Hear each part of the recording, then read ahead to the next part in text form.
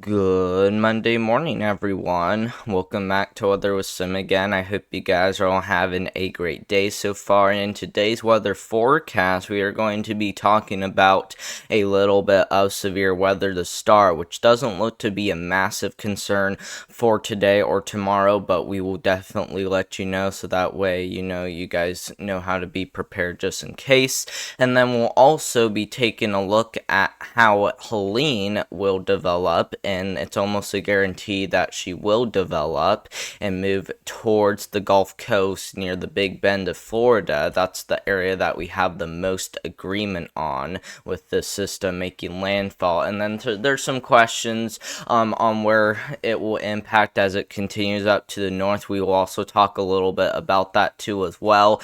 But, if you guys are new here to the YouTube channel, or if you want to stay up to date, make sure to go down below and hit that subscribe button. If you guys will get me 2 more subscribers, we will have a 500 subscriber celebration once again. And I really do appreciate you guys getting me up there almost before fall. You guys were pretty close, but if you guys would please subscribe to my YouTube channel, that would be great. And of course, like or even comment down below if you would like to, which I would appreciate. Let's now go ahead and take a look at what we can expect for today with the severe storm threat. And as you guys can see, we do have a marginal level 1 out of 5 threat for parts of the lower Ohio Valley heading into parts of the northern south. So we're talking places like central and northeastern Arkansas, southeast Missouri, southern Illinois, southern Indiana, parts of western and central Kentucky, and even all of northern Tennessee likely to be at risk for some isolated severe storms for today. And one of the things that doesn't really make today a huge concern is that we do not have a tornado threat. As you guys can see, there's no green color, brown color, or any of those tornado threats showing up on the map. So that is good news for today. However, we do have a risk for some large hail, and we also do have a risk for some damaging winds, which all of them are, including the exactly same areas. So if you guys do live in that marginal risk, you guys do need to be aware of both damaging wind and as well as some large hail for today. But like I said, not really looking to be a massive concern though. Worst case is that we may see 60-mile-per-hour winds and quarter-size hail with one of the storms. Other than that, like I said, not really looking to be a massive concern today, but I would recommend, being safe and as well prepared just in case by making sure you have ways to receive alerts. Let's now go ahead and take a look at tomorrow. Now, tomorrow, a pretty similar thing with, both the damaging wind and hail threat. Besides, this does shift off more towards the east, but places like the Ohio Valley, back into parts of Kentucky, into West Virginia, into most of Tennessee, back into the Carolinas, and even the Virginias as well, and even parts of northern Dixie Alley looks to be at risk for some isolated severe storms once again for today. And main concerns look to be damaging wind and as well as large hail once again. We don't have a tornado threat for tomorrow either, thankfully, which, like I said, for today's threat, not really looking concerning, and neither is tomorrow. So if you guys do have any plans tomorrow, you might want to do the same thing where, having some ways to receive alerts just in case the storm does develop and turn into a strong to severe storm. But other than that, we're not really looking to see a huge concern for tomorrow either. And same thing with flooding. If we go ahead and look at the flood threat now, as you guys can see, we do have a marginal risk for flash flooding for today across parts of southern Indiana, southern parts of central Illinois, into parts of central and southeast Missouri, into northern Arkansas, northern Tennessee, and this even extends towards the Appalachian Mountains in Virginia and as well as the Carolinas. So we definitely do need to be keeping an eye out for some isolated flash flooding too as well, especially if you get hit by a heavy thunderstorm. But other than that, like I said, it's a pretty low threat, so it's not really going to be a huge concern either, but we will still be keeping an eye on it just just in case. And same with tomorrow, not really a huge concern either for flooding for tomorrow, but we will still be watching parts of the Appalachian Mountains for that potential of isolated flash flooding. But other than that, not really looking like a huge concern either, but we will keep an eye on it just in case. And then finally for day 3, this is where we start to see this system get pretty close to making landfall on shore. This is where the outer bands of Helene could start impacting parts of Dixie Alley. And what's crazy is that that flood threat extends a little bit farther to the north, okay? And this is only for day 3, guys. But don't worry though, guys, because you know this some of the things will definitely change quite a bit. I'm pretty sure they have it like this because they're very uncertain on if this will even strengthen to a major hurricane or not. They just think it's probably just going to be a category 1 hurricane, and that's why the flash flood threat as of right now is a little bit on the lower side of things.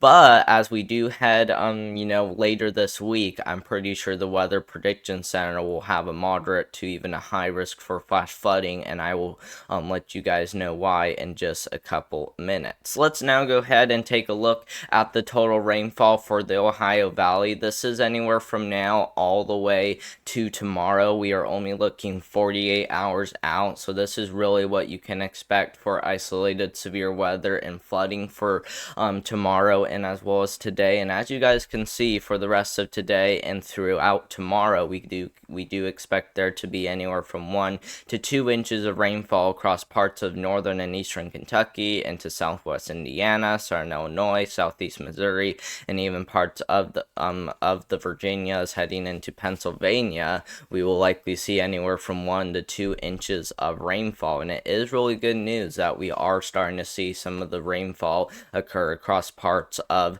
the eastern Ohio Valley too as well, because I mean they are just in extreme exceptional droughts back there, and I mean I probably would even say worse drought than that because they have been much drier than what you would really believe. But we are glad that we at least are seeing some rainfall totals over an inch in that area, and we are hoping that will continue. But even back over here towards southwest Indiana and southern Illinois, those areas also need some rainfall too as well, and so we're hoping that we can break that drought pretty quickly. Let's now go ahead and take a look at the tropics, and as you guys can see, any tropical waves that we have in the tropics right now will develop in the next 7 days or 48 hours, and the latest from the National Hurricane Center, which just updated before I did this video, now has a 80% chance of this developing in the next 48 hours, so I almost can guarantee you that we do need to already be watching the system as we head into the afternoon hours today, as it is already approaching those hottest sea surface temperatures right near the Caribbean Ocean, so pretty much just west of Cuba is where those warmest waters are. So as it heads a little bit farther to the north in that area right there, that's where we could start to see some rapid intensification, and if we do, we will tell you guys how strong of a hurricane this could become by looking at the models.